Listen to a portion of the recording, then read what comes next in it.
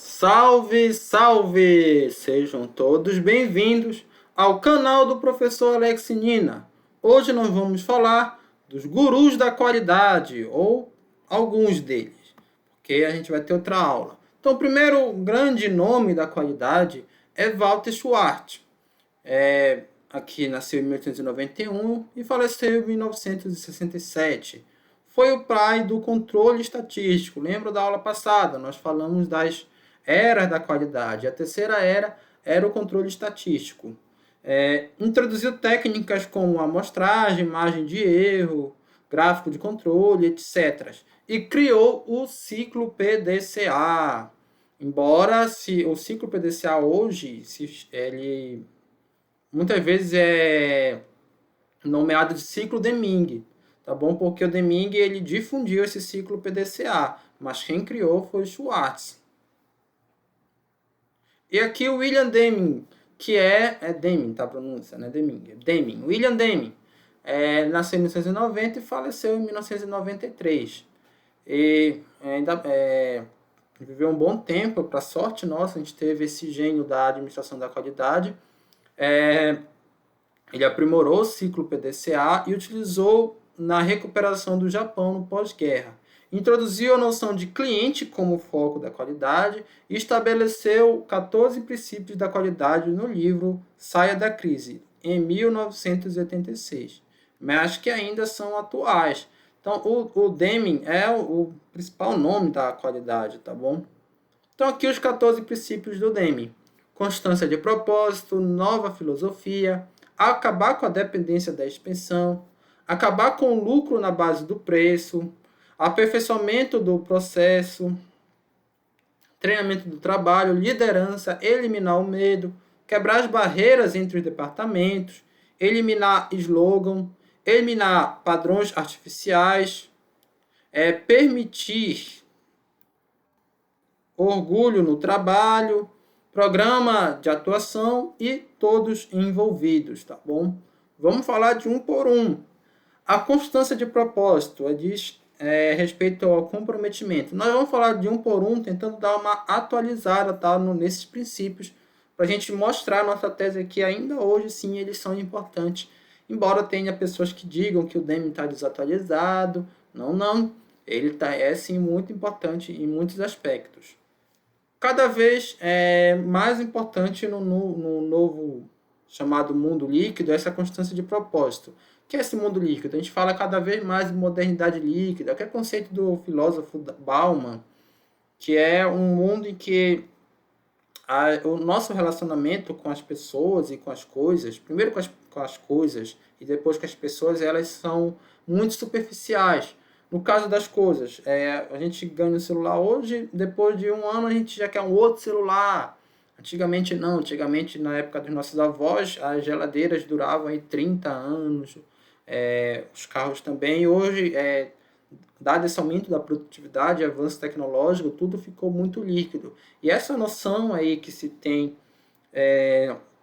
de produtos, ela passa para relacionamento. Inclusive, o número de separações ela aumentou de forma vertiginosa a partir da década de 90 em vários países, né? As pessoas elas acham mais fácil trocar de parceiro do que manter aí um relacionamento que, por exemplo, não esteja tão bem ou de lutar por esse relacionamento. Essa ideia já não existe mais tanto na chamada geração Z, né, que é a geração mais nova. As pessoas acabam por se comprometer pouco com as coisas e sentem cada vez menos parte do problema. Só que essa questão de você se comprometer pouco com as coisas, ela faz com que as pessoas tenham pouco comprometimento na própria empresa. Então, ela é ruim para uma empresa você ter pouco comprometimento dos funcionários, você ter uma empresa líquida nesse sentido, tá? Então, sei que eu tenho que estudar ou fazer um relatório da empresa, mas deixa eu ver o celular rapidinho. Então, isso é muito comum hoje, não é só na vida dos estudantes, mas também no dia a dia de uma empresa. Isso acaba sendo problemático, tá bom? Então, se você pensar tiver um propósito, uma constância, você vai seguir aquilo. E você não vai mesmo que aquilo não seja bom o tempo todo para você, né? Nem que mesmo que aquilo que você não se sinta confortável o tempo todo com aquilo, mas você tem um propósito, você tem um comprometimento. É uma coisa que hoje é necessária, tá? Então é bom a gente retomar esse princípio do Deming, do Baum é outro, tá? Então, outro princípio do Deming, adote uma filosofia. Empresas precisam mudar sua filosofia constantemente. Será que as empresas devem se preocupar apenas com questões econômicas como lucro, receitas ou market share? Atualmente se torna cada vez mais importante conciliar esta preocupação, sim, mas com um propósito socioambiental também, né? Isso é cada vez mais relevante. Deixe de depender da inspeção. Então, esse rompimento definitivo aí com a era da inspeção e também com o controle estatístico. Apesar disso, muitas empresas ainda valorizam demasiadamente a inspeção, por motivos como o medo do auditor, medo da não conformidade, da penalidade, evitar os caras chatos da qualidade. Então, se tem essa ideia de que a qualidade ela é inspecionista, ela ainda persiste, mesmo que a era ela seja lá a primeira, ela até hoje existe. Por quê? Por causa do medo, basicamente por causa do medo, tá bom?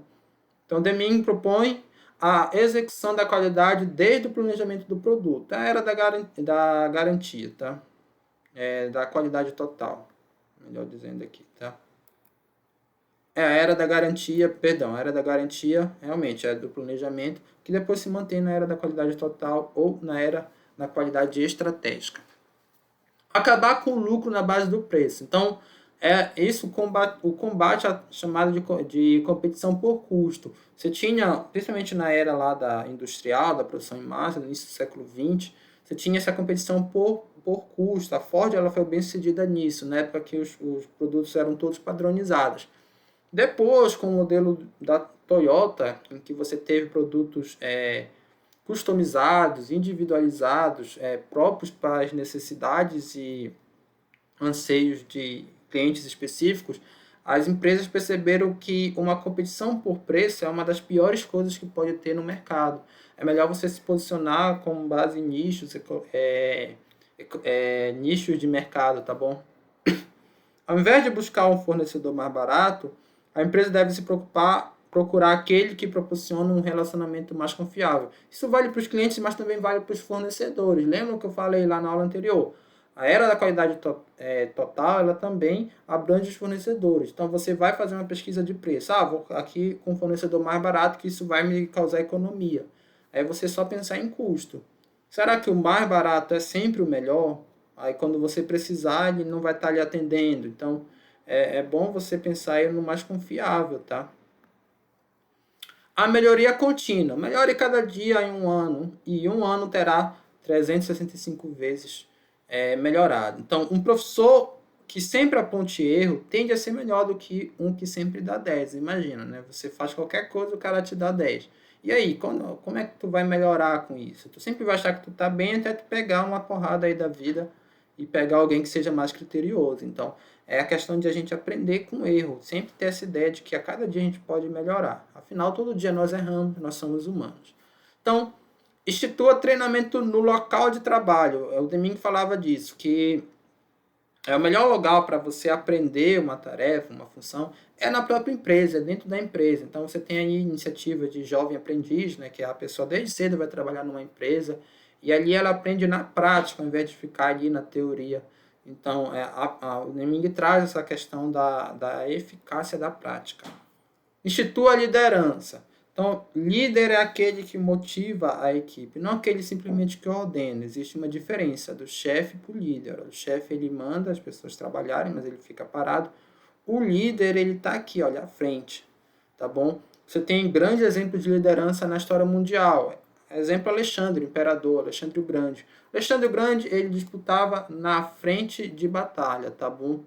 Então, ele realmente estava lá na linha de frente do seu exército, por isso que ele conseguia motivar os exércitos. Ele ganhou grandes batalhas, claro, além de ser um excelente estrategista, mesmo em desvantagem numérica, ele ganhou batalhas épicas, mas ele tinha um carinho por todos os admiravam, todo o seu exército admirava. Tanto que quando ele morreu, né, antes dele morrer ele estava mal de saúde, seus soldados foram visitar um por um. Então foi uma grande figura, um grande exemplo aí de liderança, tá?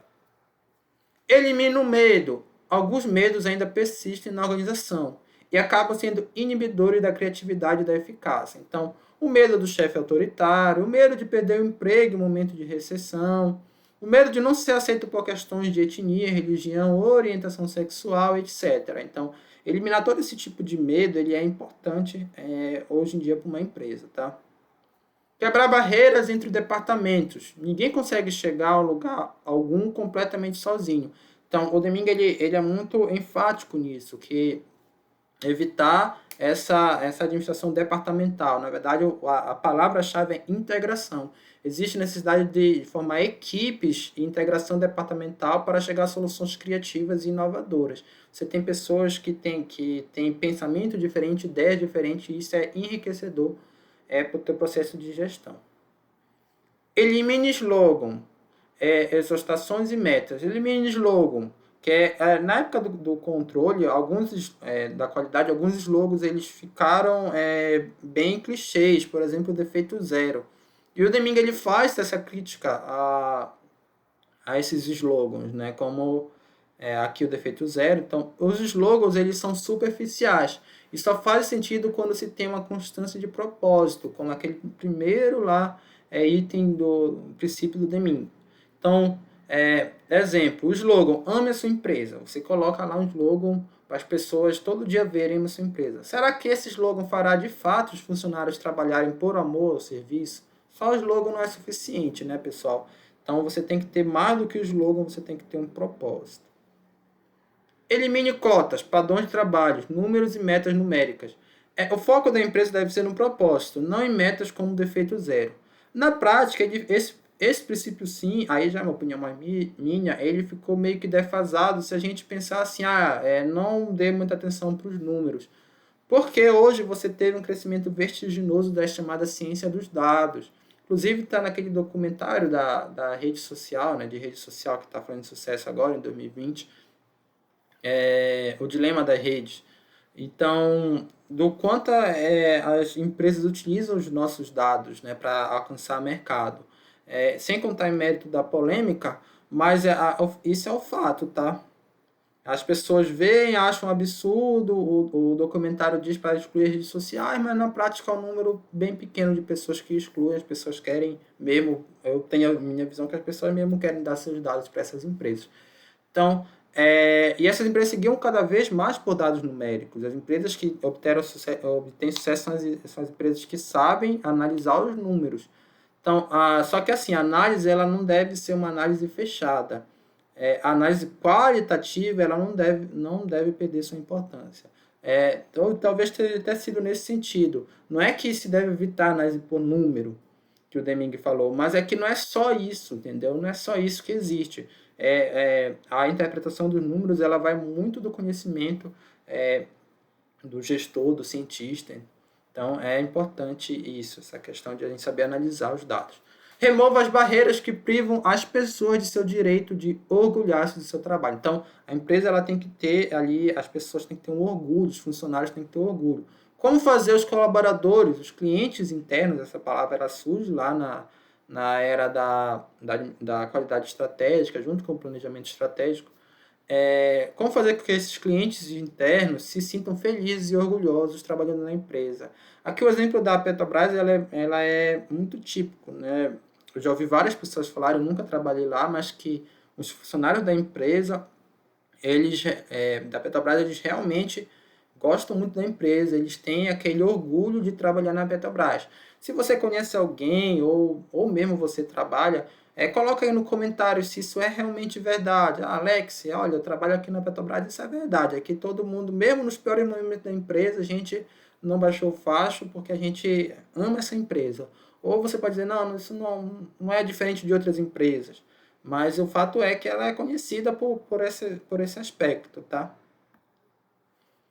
Institua um forte programa de educação e autoaprimoramento. Muitas empresas têm investido muito em educação continuada. Ela não inclui só o conhecimento do próprio trabalho. E aqui o texto fica, muitas empresas, para não ficar duas vezes muito, fica melhor assim, tá? Pessoal, eu corrijo mesmo na hora, tá?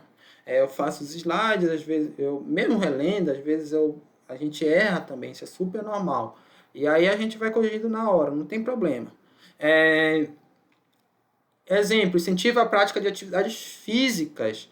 Então, o autoaprimoramento, você tem lá as tarefas diárias da tua empresa, mas você tem atividade física. Se você pensar dentro da caixa, você vai dizer, uma coisa não tem nada a ver com a outra. Eu passo o dia aqui no computador, fazendo relatório, o que é que a atividade física vai me auxiliar? Só que, quando a pessoa consegue... Primeiro que a atividade física faz bem para a saúde. O primeiro ponto é esse.